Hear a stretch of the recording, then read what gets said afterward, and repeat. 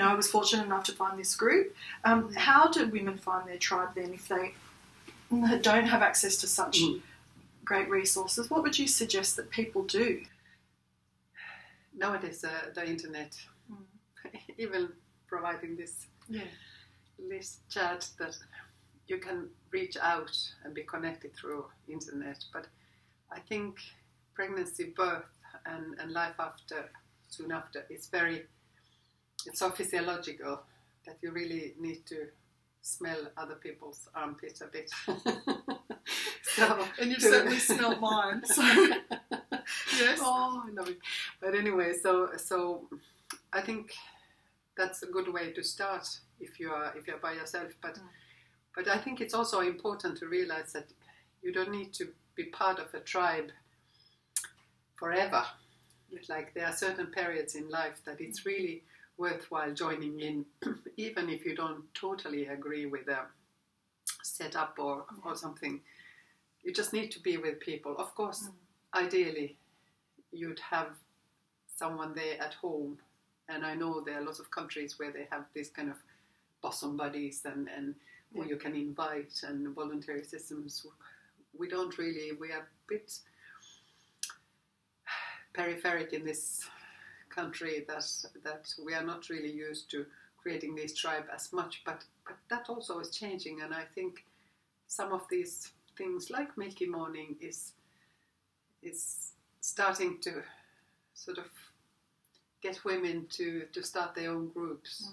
You don't need a specialist to start it, but sometimes you can get a trigger from there. So you'd say get on the internet if that's all you've got at that stage, search for something and attend, and then just sort of see where it goes. So sort of let go of controlling what exactly happens and just see what transpires. Okay, fantastic. But I would still separate that there are times like weeks after birth.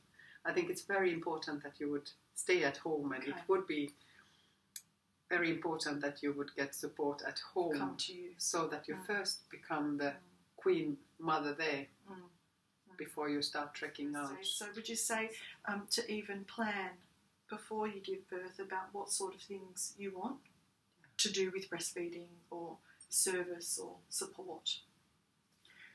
Planning your birth is important, but also planning your breastfeeding.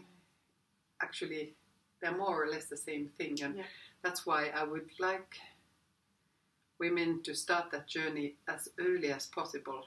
Of course, their specialist help, like maternity clinics, triggering women to start thinking about breastfeeding already in the 15th week of pregnancy, because before you start thinking the actual birth process, so that you'd have that in the back of your mind and could sort of also face the possible hinders that you encounter.